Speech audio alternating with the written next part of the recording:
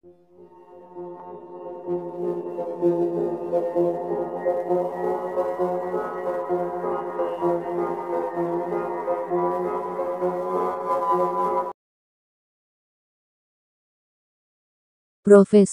Dr. Haji Abdul Malik Karim Amrullah Datuk Indomo, populer dengan nama penanya Hamka, adalah seorang ulama, filsuf, dan sastrawan Indonesia.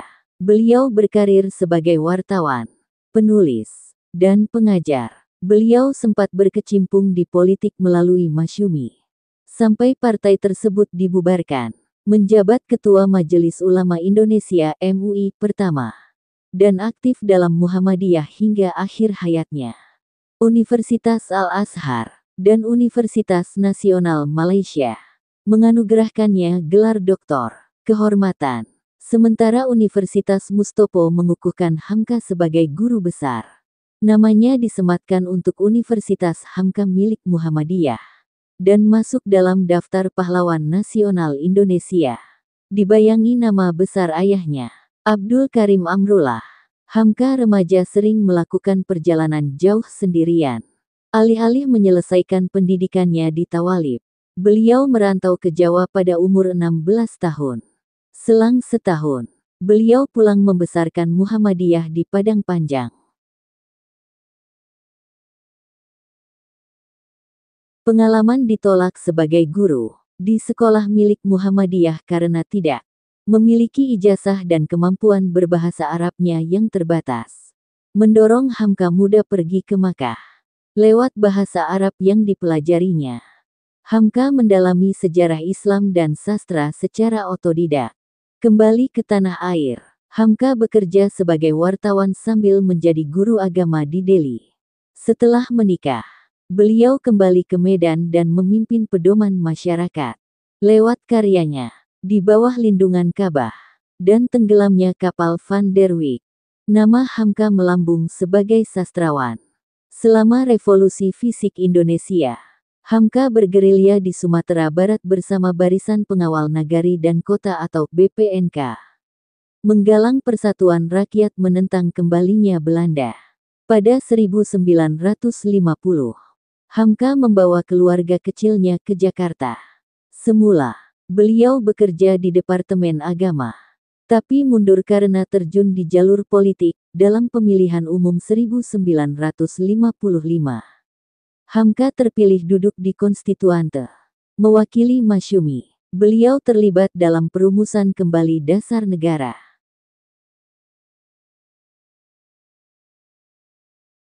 Sikap politik Masyumi menentang komunisme dan anti-demokrasi terpimpin memengaruhi hubungan Hamka dengan Presiden Soekarno. Usai Masyumi dibubarkan sesuai dekret Presiden tanggal 5 Juli tahun 1959, Hamka menerbitkan Panji Masyarakat yang berumur pendek, karena dibredel oleh Soekarno, setelah menurunkan tulisan Hatta yang telah mengundurkan diri sebagai wakil presiden berjudul Demokrasi Kita. Seiring meluasnya pengaruh komunisme di Indonesia, Hamka diserang oleh organisasi kebudayaan Lekra. Tuduhan melakukan gerakan subversif membuat Hamka dicinduk dari rumahnya ke tahanan Sukabumi pada tahun 1964. Dalam keadaan sakit sebagai tahanan, beliau merampungkan tafsir Al-Azhar. Hamka bebas pada Mei tahun 1966. Menjelang berakhirnya kekuasaan Soekarno, pada masa Orde Baru Soeharto, beliau mencurahkan waktunya membangun kegiatan dakwah di Masjid Agung Al-Azhar, serta berceramah di Radio Republik Indonesia atau RRI, dan Televisi Republik Indonesia atau TVRI. Ketika pemerintah menjajaki pembentukan Majelis Ulama Indonesia pada 1975, peserta musyawarah memilih dirinya secara aklamasi sebagai ketua. Namun, Hamka memilih meletakkan jabatannya pada tanggal 19 Mei tahun 1981. Menanggapi tekanan Menteri Agama Alamsyah Ratu Perwiranegara untuk menarik fatwa haram MUI atas perayaan Natal bersama bagi umat Muslim. Beliau meninggal pada tanggal 24 Juli tahun 1981 dan jenazahnya dimakamkan di TPU Tanah Kusir, Jakarta. Abdul Malik, nama kecil Hamka, lahir pada tanggal 17 Februari tahun 1908 di Tanah Sirah, kini masuk wilayah Nagari Sungai Batang, Kabupaten Agam, Sumatera Barat. Beliau adalah anak pertama dari 4 bersaudara. Pasangan Abdul Karim Amrullah, Haji Rasul, dan Safiyah. Adik-adik Hamka bernama Abdul Kudus, Asma, dan Abdul Mukti. Haji Rasul menikahi Safiyah setelah istri pertamanya, Raihana, yang merupakan kakak Safiyah meninggal di Mekah. Raihana memberi Malik seorang kakak tiri, Fatimah, yang kelak menikah dengan Syekh Ahmad Rashid Sutan Mansur. Kelak, Haji Rasul bercerai dengan Safiyah, menikah dengan Rafiah dan memberi Hamka seorang adik tiri, bernama Abdul Bari. Kembali ke Minangkabau setelah belajar kepada Ahmad Khatib Al-Minangkabawi.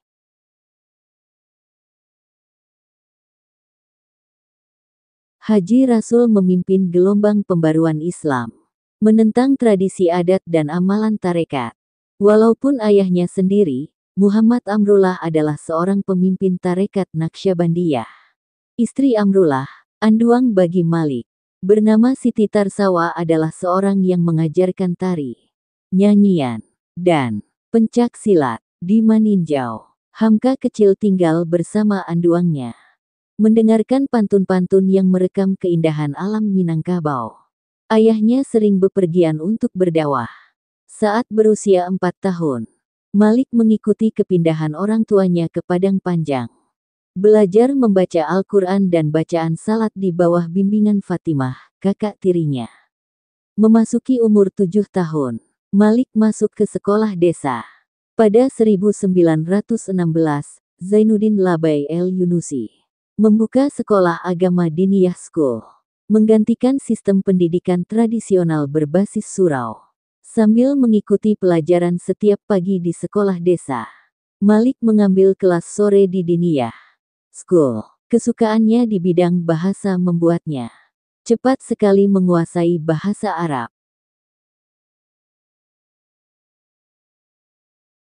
Pada 1918, Malik berhenti dari sekolah desa setelah melewatkan 3 tahun belajar.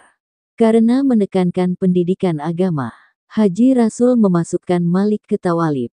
Sekolah itu mewajibkan murid-muridnya menghafal kitab-kitab klasik, kaidah mengenai nahwu, dan ilmu saraf.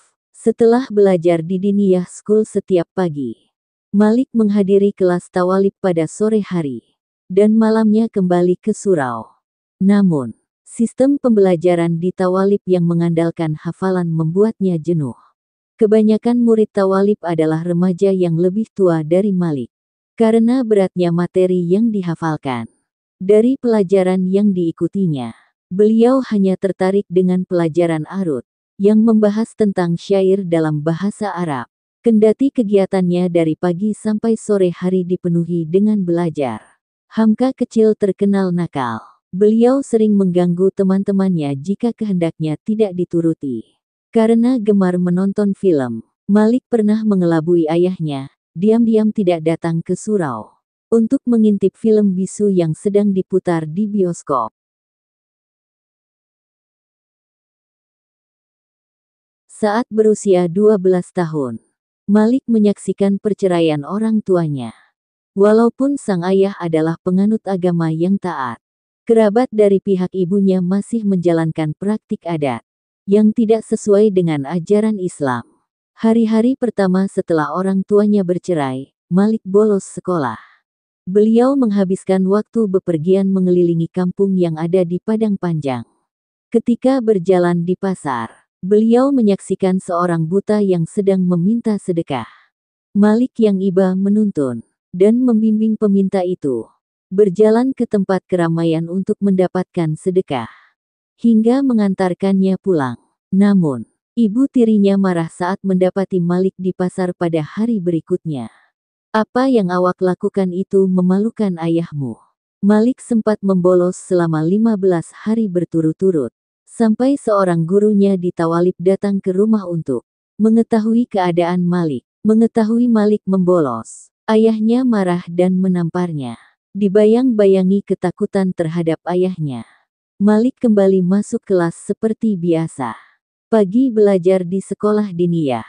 Pulang sebentar, berangkat ke Tawalib, dan kembali ke rumah menjelang maghrib untuk bersiap pergi mengaji.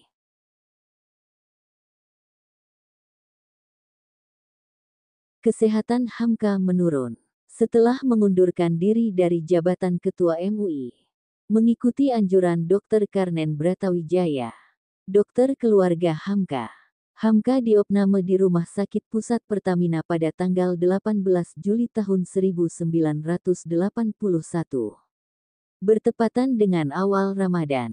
Pada hari ke-6 dirawat, Hamka sempat menunaikan salat duha dengan bantuan putrinya, Azizah, untuk bertayamum. Siangnya, beberapa dokter datang memeriksa kondisinya, menyatakan bahwa beliau berada dalam keadaan koma. Tim dokter menyatakan bahwa ginjal, paru-paru, dan saraf sentralnya sudah tidak berfungsi lagi, dan kondisinya hanya bisa dipertahankan dengan alat pacu jantung. Pada pukul 10 pagi keesokan harinya, anak-anaknya sepakat untuk mencabut alat pacu jantung. Dan tidak lama setelah itu, Hamka menghembuskan napas terakhirnya. Hamka meninggal dunia pada hari Jumat, tanggal 24 Juli tahun 1981. Pukul 10.37 waktu Indonesia Barat, dalam usia 73 tahun. Jenazahnya disemayamkan di rumahnya di Jalan Raden Fatah III. Antara pelayat yang hadir untuk memberi penghormatan terakhir yakni Presiden Soeharto dan Wakil Presiden Adam Malik. Menteri Negara Lingkungan Hidup Emil Salim, dan Menteri Perhubungan Aswar Anas yang menjadi imam salat jenazahnya. Jenazah Hamka dibawa ke Masjid Agung Al-Azhar dan disalatkan lagi, sebelum dimakamkan di Taman Pemakaman Umum Tanah Kusir, Jakarta Selatan, dipimpin Menteri Agama Alamsyah Ratu Perwira Negara. Sepeninggal Hamka, pemerintah menyematkan Bintang Mahaputra Utama secara anumerta kepada Hamka. Sejak 2011, beliau ditetapkan sebagai pahlawan nasional Indonesia.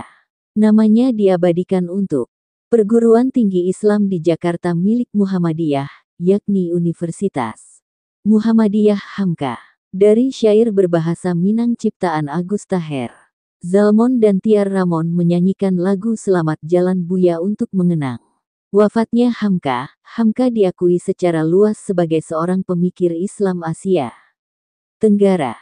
Perdana Menteri Malaysia Tun Abdul Razak, ketika menghadiri penganugerahan gelar kehormatan honoris causa oleh Universitas Kebangsaan Malaysia kepada Hamka, menyebut Hamka sebagai kebanggaan bangsa-bangsa Asia Tenggara.